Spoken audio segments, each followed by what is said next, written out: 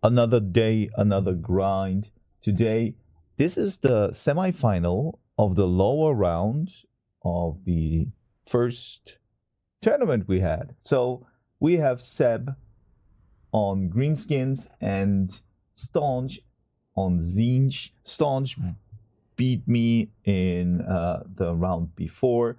And we have a very big, I would say, very big no. What was it? The very cheap units on the orc side. Sorry guys. It's pretty early in the day. So we have the forest goblin spiders over here. Zinj is preparing. We have night goblin war boss. That's interesting. Something new here. Then the orc.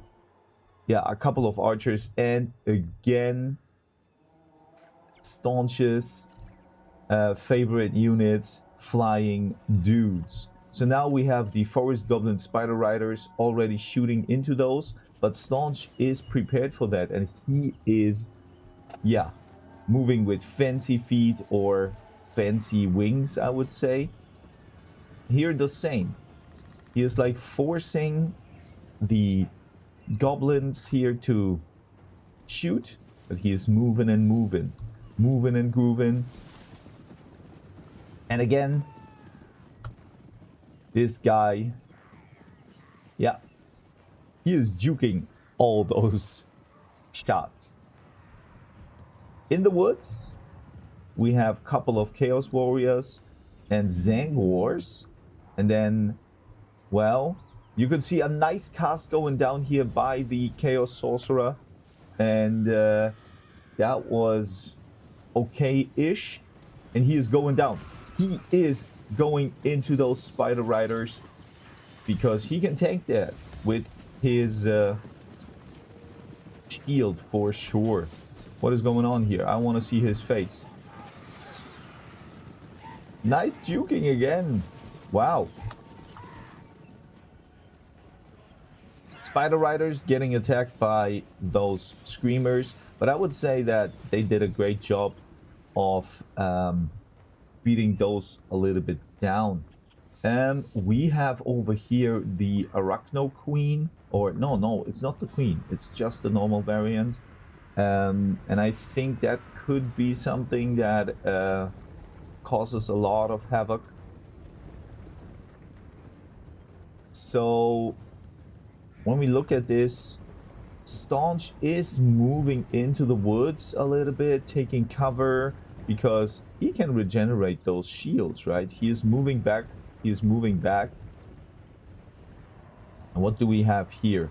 The Halbras is here, and the Goblin War Boss knows that maybe that's not the best engaged over here. Also an Exalted Hero, so that's why this is more of a smaller build, so to speak. And here comes a cast. But the damage is not pretty much... Oh, well, you could say that the Chaos Sorcerer got a little bit in. And now the fights are in. We have here... oh, a giant over here. So it's pretty interesting from Seb's side. He went wide and big. And over here, those pink horrors are now moving in. So they can shoot this giant in the face. Oops. Zangors will move in again. But it seems pretty, I'd say pretty much balanced when it comes to this battlefield, or on the battlefield. It looks good. Then we have now the Chaos Spawn that is breaking in. I don't know if those normal orc boys can survive this fight. Also, Exalted Hero Zinj is probably doing a great job against all those units here. And Staunch is doing everywhere what he can. Plus, his playstyle, like here, you can see the Chaos Sorcerer Lord already full with his shield, and he was low before, so he is taking them into the ground. Over here, Pinks still can shoot, and couple of Orc boys are already losing here because they get surrounded by Marauders and those spawns. Let's look on the other side. The Screamers. Wow. Screamers are pretty nice engagement into the Night Goblin Warboss. And plus Echolot Halbras, I think the Goblin Warboss is going to go down. Even though those Goblin Spider Riders trying to help him out, but it is done. The Squig is running away. Oh man. Oh man. Funny thing. Those Spider Riders, they should focus a little bit on those units that are fighting them. And couple of Pinks also here shooting into those Goblin Spider Riders. Zangors regen. Whoa, that is a huge shot, to be honest. Those Zangors have to go into the woods to protect themselves. And now we have the Exalted Hero of Tzeentch. And the Tzeentch, I think, faction ability, right? Wow, that is deleting the Orc Biggins and another Orc Boy unit. And now Halbras can go in and do the rest. So nice functionality and usage of the ability. The Chaos Sorcerer Lord still online. His shields are kind of still there. And those Orc Archers doesn't have a chance here. Or don't have a chance. On the other side, here as well, not much going on. He's trying again to shoot the Lord, but he is juking it left and right. So it seems a little bit now that the Orcs are far and few between. They have still the Giant, they have still the Spider that is fighting the Exalted Hero. I don't know if that was the best, right? The best engage, because you have the Exalted Hero, which is small, and the Giant Spider is kind of better against smaller or bigger units, right? But to be honest, there is nothing really big on the battlefield for Tzeentch, right? So in the end, I think when I look at the battlefield, there are not many units left for the Orcs. So let's fast forward a little bit, and you can see the Pinks shooting here into the Spider. Another line of Zangors is here. The Giant trying to, well, make something happen, but that is probably not enough, and all the other Orcs are running back. So let's fast forward here, and the game is done. So when you look at the screen here, Giant, well, I think that it was a tough thing for the Orcs to play against Tzeentch. I have to say, I think Staunch loves to play Tzeentch, because every time I played against him, he plays that very often. He tried something else against me, but anyways. Screamers, again, great value. Pinks also. And he was doing a great job of micromanaging those units, right? Running in, running back out. And I guess that the Exalted Hero and Echolot Halbras did great. Plus, when you have a flying disc hero, that's probably GG. So now up to the next match. This is the second match, and Seb and Staunch are playing against each other.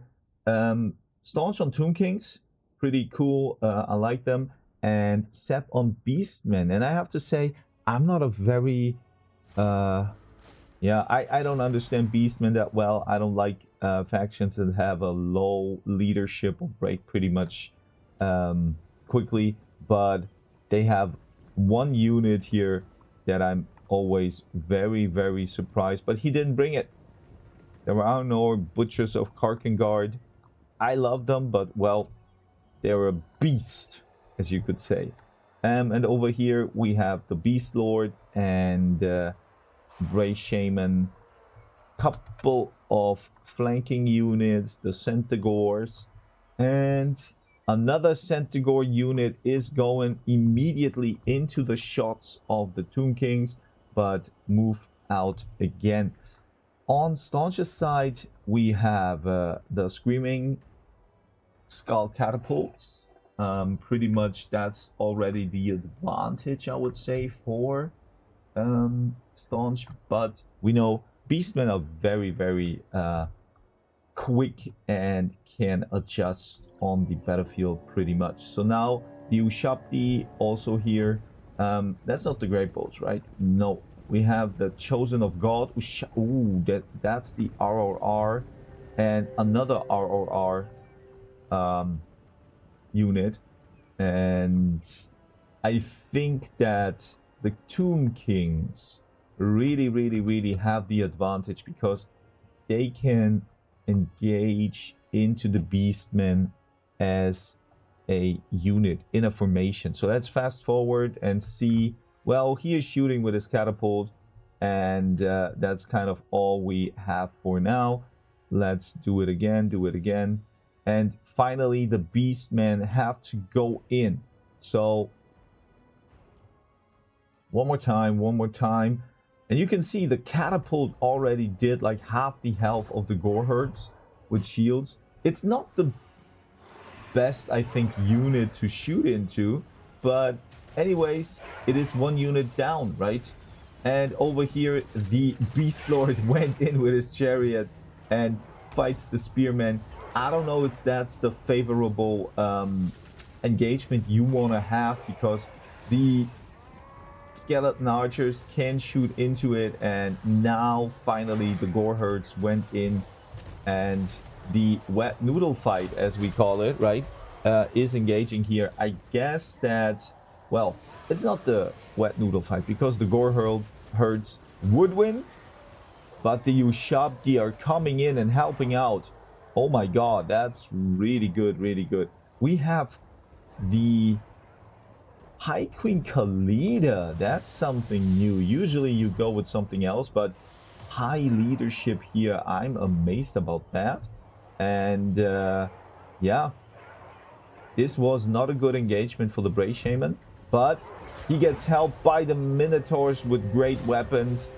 Well, great weapons, yeah, anti-large, armor piercing, that's maybe something, but there is not much armor piercing here. So the engagements on Seb's sides could be better, but we don't know how it ends up. So over here, he still has his Centaurs that got wrecked a little bit, and now from the side, the Ushabti are going in. And I'm surprised because there is not much range, or not many good units on Staunch's side when it comes to range, but he has a lot of really smacking units here. So now those Ungo Raiders have to go into the Ushabti, and the Ushabti will smack them down. That's like wrestling a kid against a full-grown man. Look at that. They look freaking cool.